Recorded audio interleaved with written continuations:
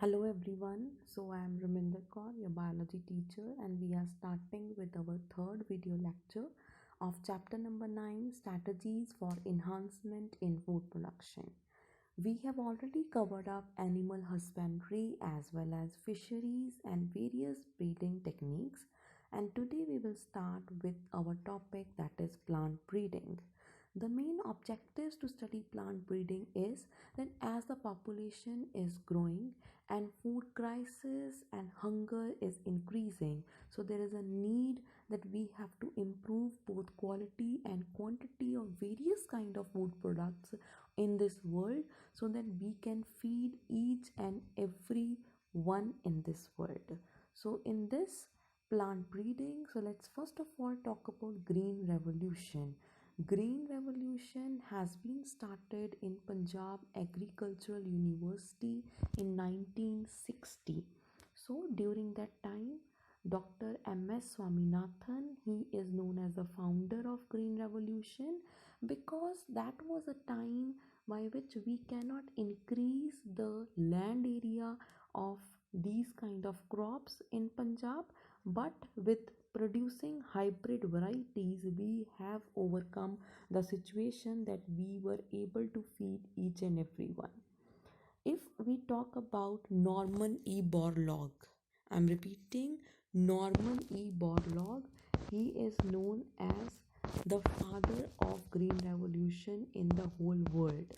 So Norman E. Borlaug, he was a person who has introduced green revolution in world.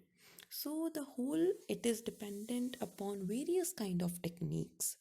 Here we will talk about that how we can overcome the situation, that if the crops are suffering from diseases, rather than spraying insecticides, pesticides and many other weedicides on them, how we can make them suitable so that they can grow by their own in a good manner.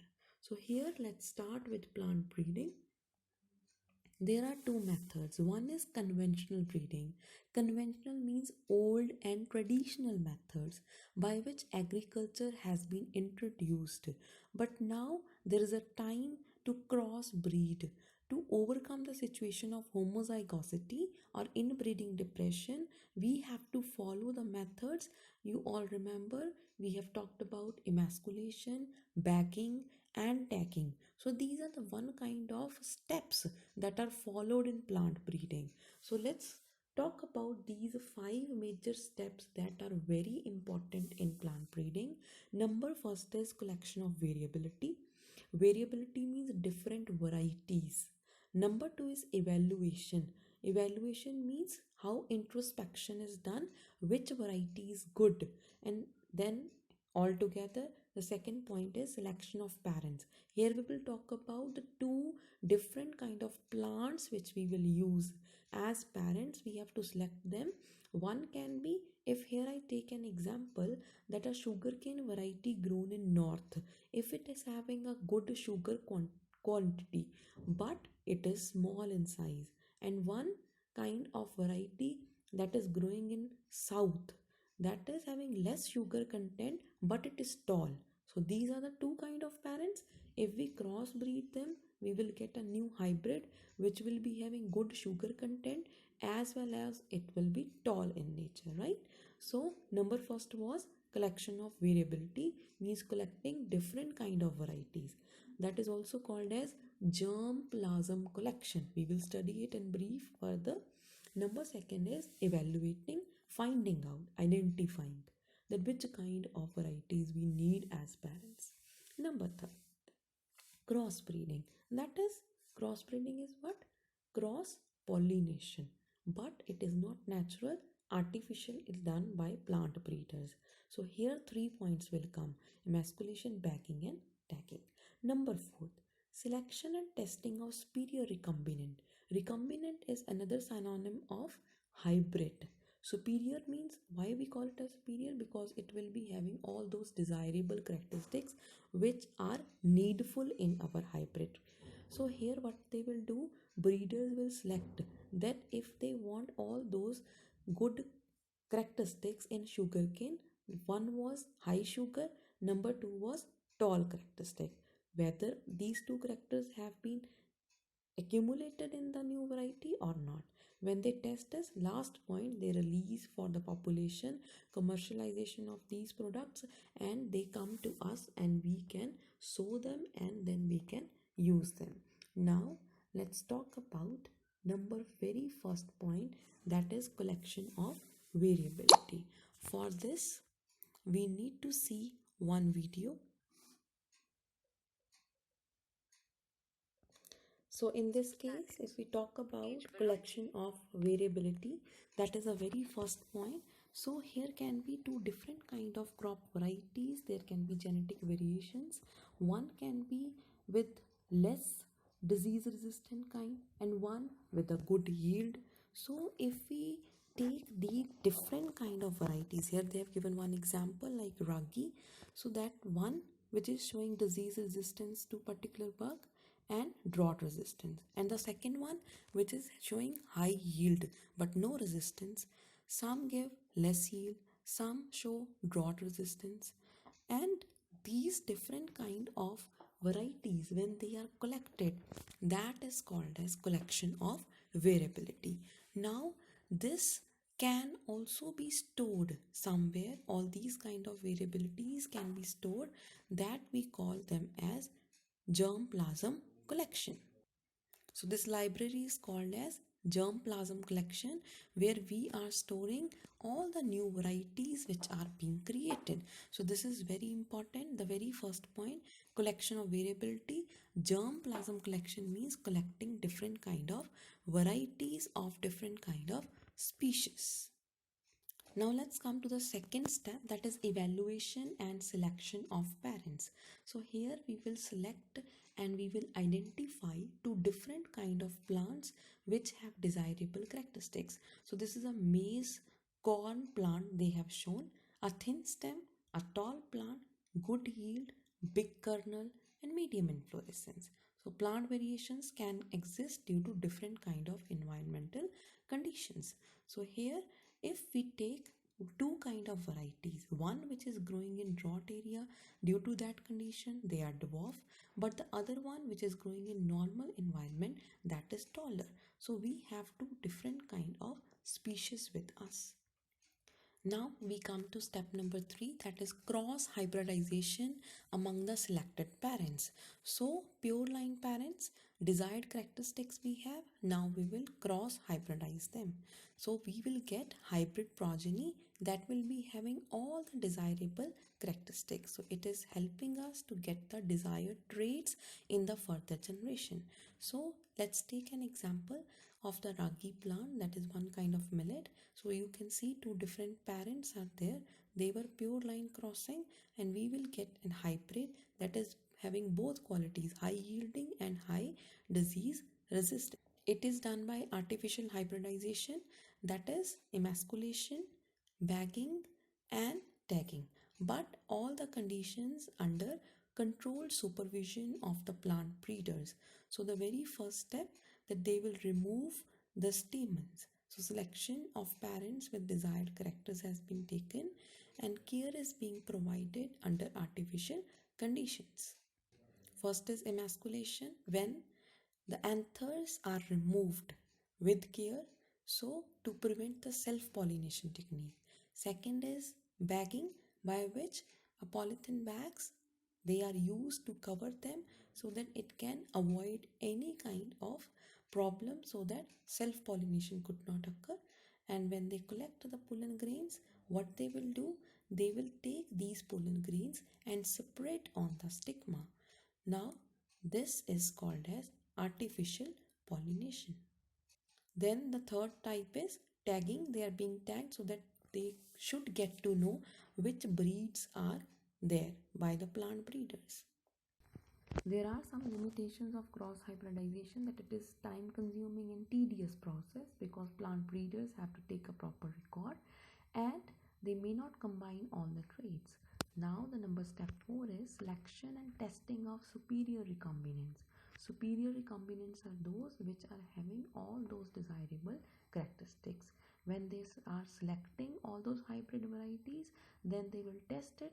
Then each and every kind of recombinant should have superior quality. Like you can see in F1 generation, in F2 generation, all are tall and all are having good yield. So those are selected which are having all the good characters, AA, BB. Now when it is being selected and tested, they are now available for commercialization.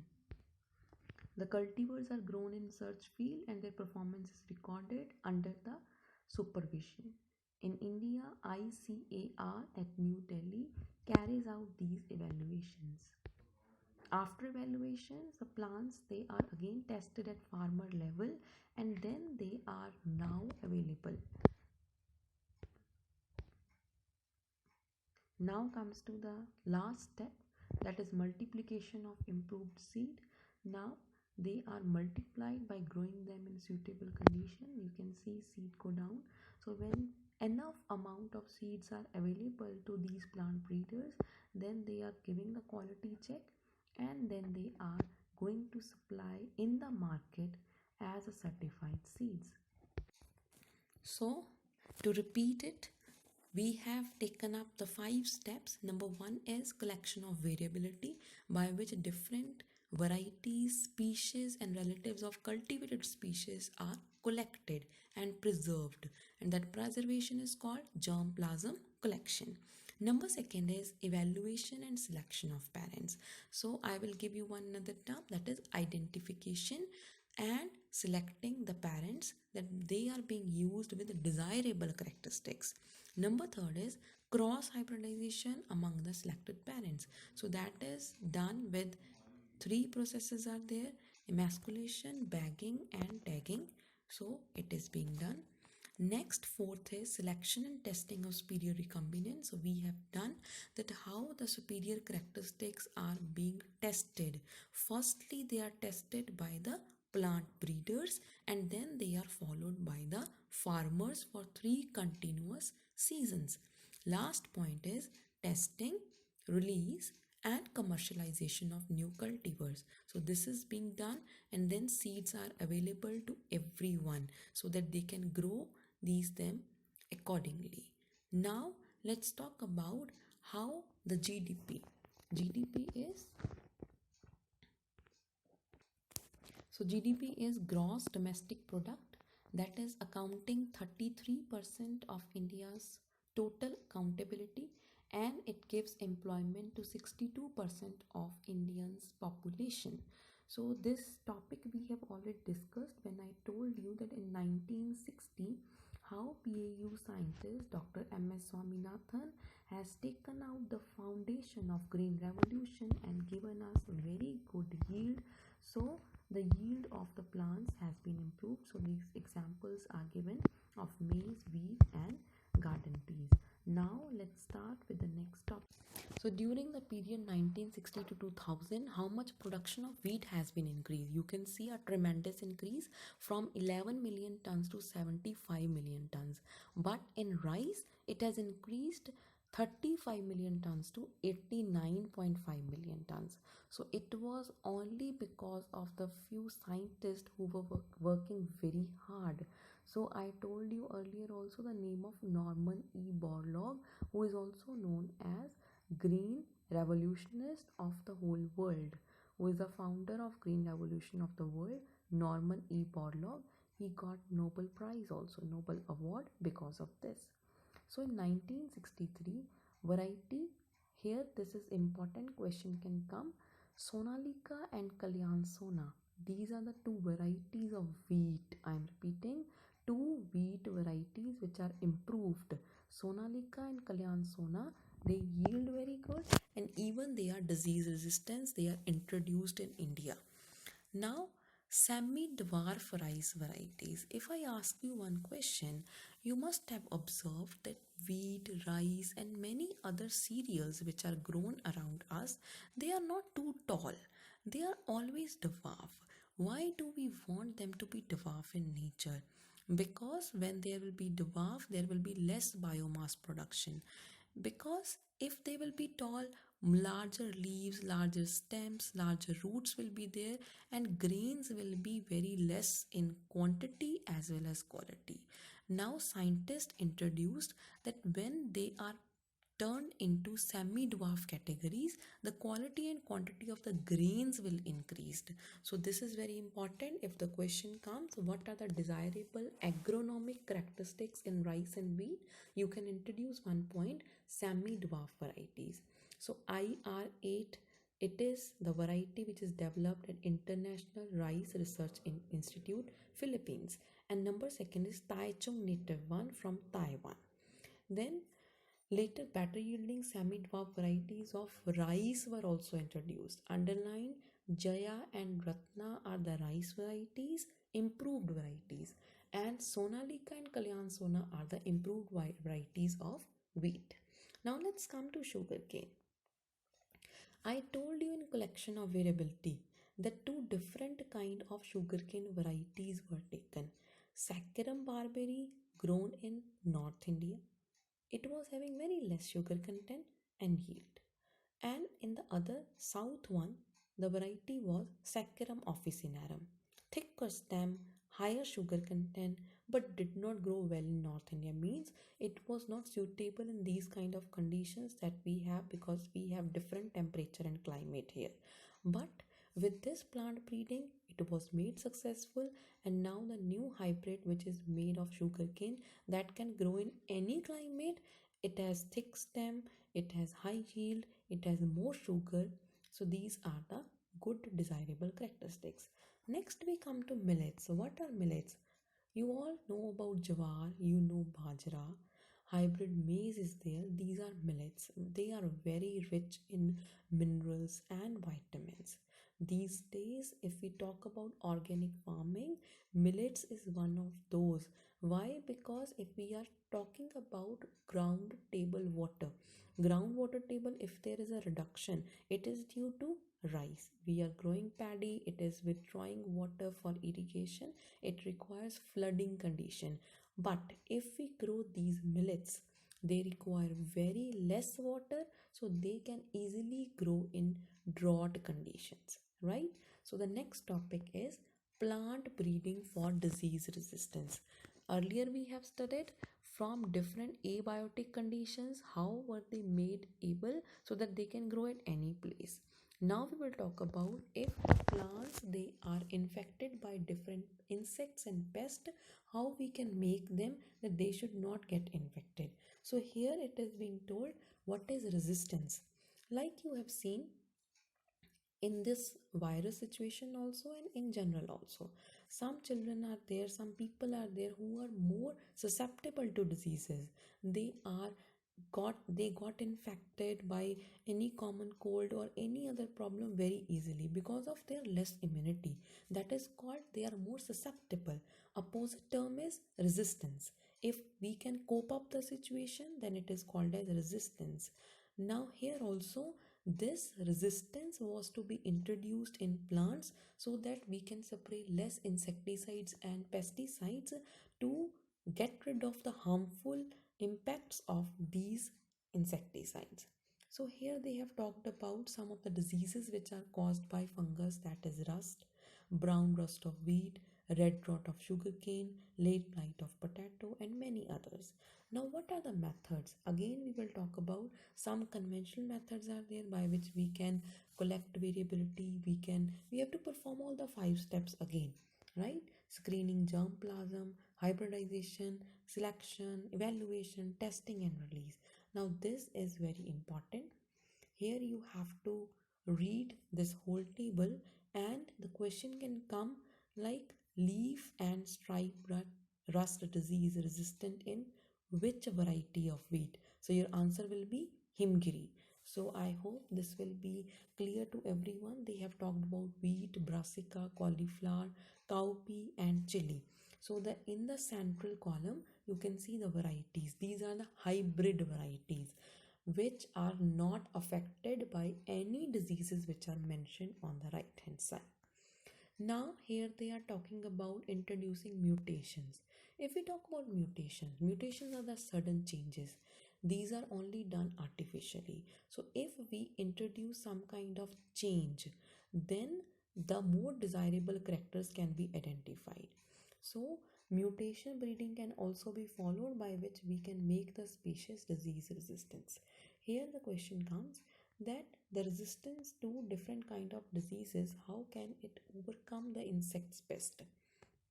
You can see these are the different insects which are infecting our crops. So this table is now important.